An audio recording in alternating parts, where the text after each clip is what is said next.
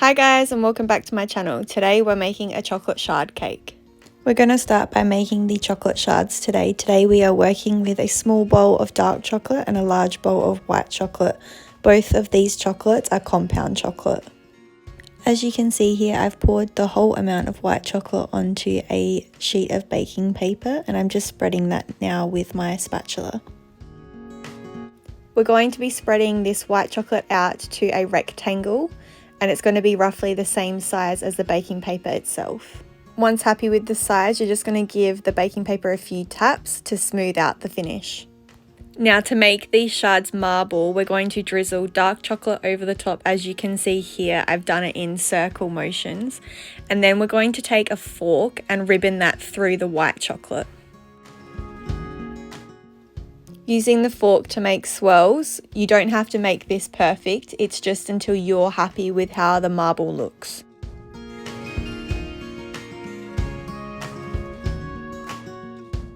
Once I'm happy with the chocolate's marble, I'm then going to grab the sides of the baking paper again and start tapping to level out the chocolate.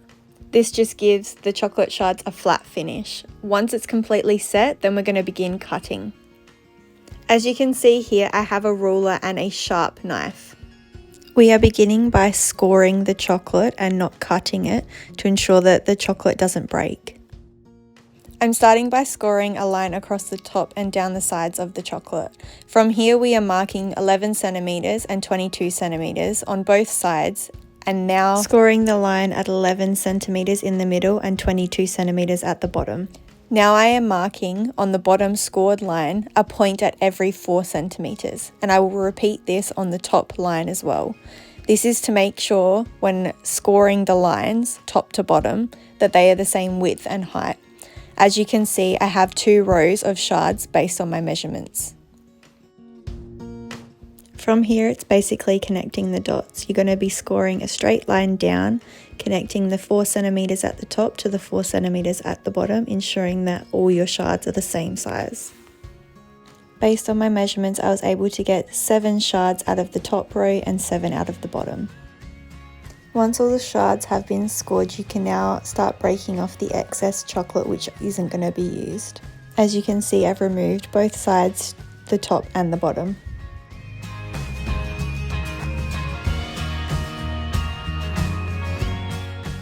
Now all that's remaining is the 14 shards.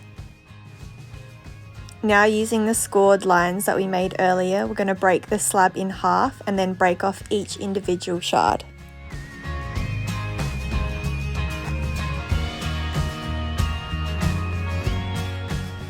Now that our shards are complete, we're going to pop those aside and we're going to begin icing our cake.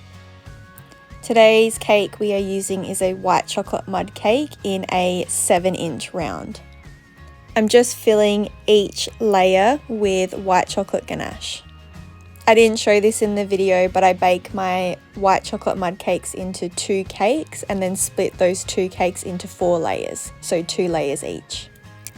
So once we have filled 1 layer with white chocolate ganache, we're going to add another layer of mud cake and then spread out some more ganache on top and repeat the process until we have 3 layers of filling and 4 layers of cake.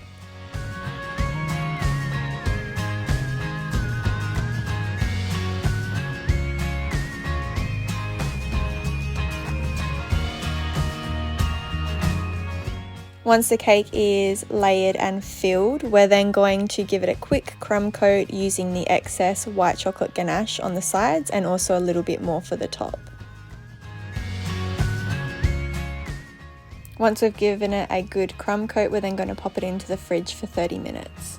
Once chilled for 30 minutes or firm to the touch, we're then going to bring it back out and we're just going to ice the top of the cake in any colour buttercream you want to use. Today I used purple. We're just going to spread that out, make sure it's a nice even layer and a good coating on top of the cake. Once that's all smooth and I've cleaned up the sides, we're then going to move on to putting the shards on the cake.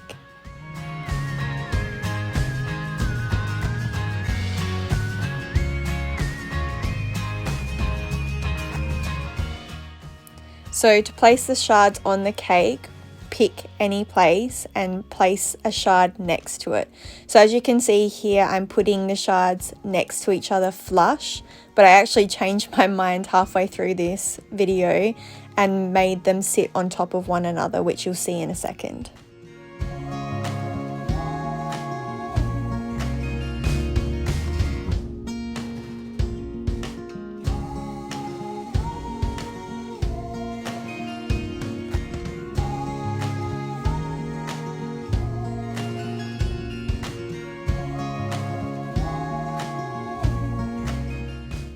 As you can see here, I did change my mind. So I have left one shard flat against the cake and put the next shard slightly overlapping on the original shard, repeating that the whole way round.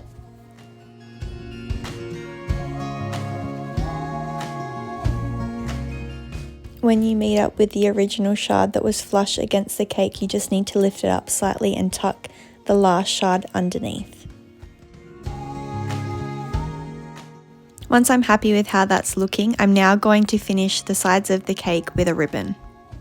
Today's ribbon colour is white. I like to use a ribbon for chocolate shard cakes for two reasons. One is so that it holds the shards in place, and two, it adds another decorative element. So here I'm just tying a bow which will now become the front of the cake.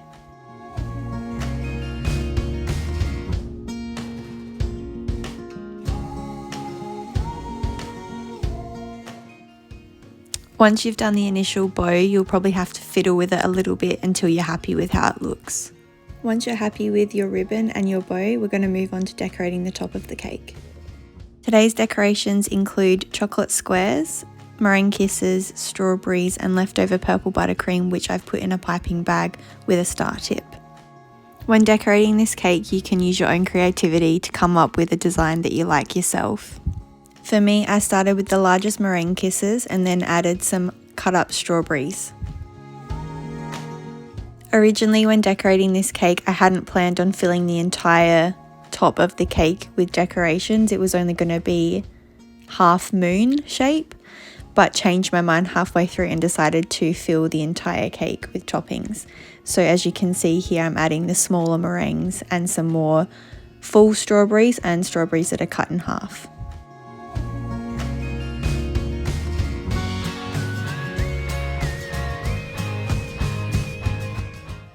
At this point, the top of the cake was looking pretty full with the strawberries and the meringues, so I've just started putting in the white chocolate squares and putting them on a slight angle. After that, I take my piping bag full of the purple buttercream and just add in some stars.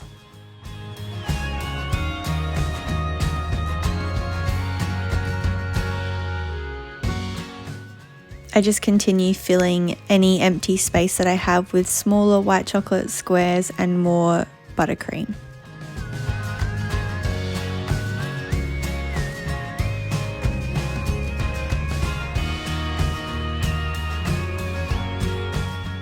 Once you're happy with how the top of your cake is looking, the finishing touches now is just to trim up the bow on the front of the cake. That's it guys, that's how you make a chocolate shard cake.